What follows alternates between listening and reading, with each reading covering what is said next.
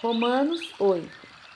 Portanto, agora não há nenhuma condenação para os que estão em Cristo Jesus, porque a lei do Espírito da vida em Cristo Jesus te livrou da lei do pecado e da morte.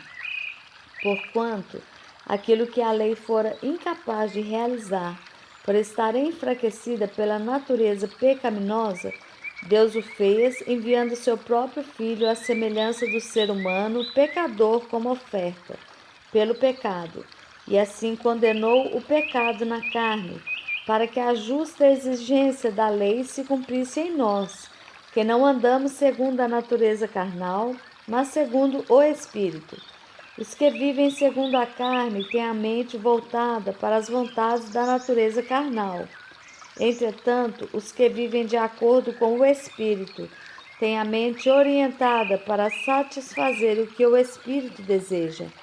A mentalidade da carne é morta, mas a mentalidade do Espírito é vida e paz.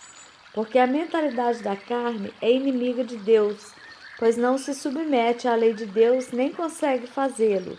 Os que vivem na carne não podem agradar a Deus. Vós, contudo, não estáis debaixo do domínio da carne, mas do Espírito, se é que de fato o Espírito de Deus habita em vós. Todavia, se alguém não tem o Espírito de Cristo, não pertence a Cristo. Porém, se Cristo está em vós, o corpo está morto por causa do pecado, mas o Espírito vive por causa da justiça. E se o Espírito daquele que ressuscitou dos mortos a Jesus habita em vós, aquele que ressuscitou dos mortos a Cristo Jesus, igualmente vos dará vida a seus corpos mortais, por intermédio do seu Espírito que habita em vós. Portanto, irmãos, estamos em dívida, não para com a natureza carnal, para andarmos submissos a ela. Porque se viverdes de acordo com a carne, certamente morrereis. No entanto, se pelo Espírito fizerdes morrer os atos do corpo, vivereis. Porquanto todos os que são guiados pelo Espírito de Deus são filhos de Deus. Pois vós não recebestes um espírito que vos escravize, para andardes uma vez mais atemorizados, mas recebestes o Espírito que os adota como filhos, por intermédio do qual podemos clamar: Abba, Pai. O próprio Espírito testemunha ao nosso espírito que somos filhos de Deus.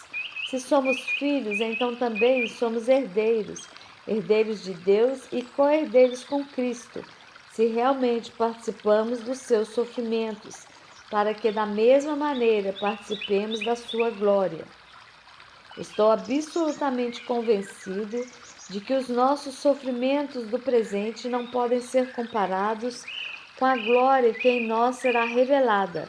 A própria natureza criada aguarda com vívido anseio que os filhos de Deus sejam revelados, porquanto a criação foi submetida à inutilidade, não por sua livre escolha, mas por causa da vontade daquele que a sujeitou, na esperança de que também a própria natureza criada será libertada do cativeiro da degeneração em que se encontra, recebendo a gloriosa liberdade outorgada aos filhos de Deus.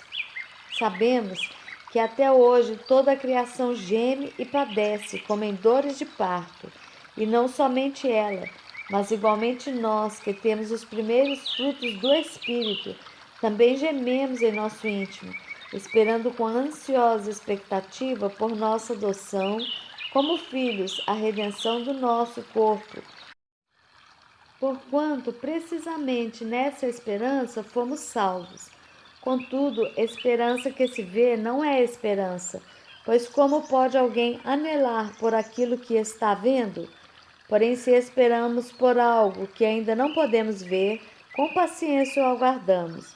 Do mesmo modo, o Espírito nos auxilia em nossa fraqueza, porque não sabemos como orar. No entanto, o próprio Espírito intercede por nós com gemidos impossíveis de serem expressos por meio de palavras.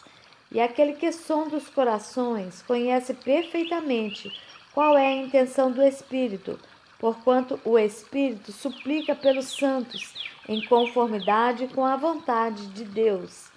Estamos certos de que Deus age em todas as coisas, com o fim de beneficiar todos os que o amam, dos que foram chamados conforme seu plano.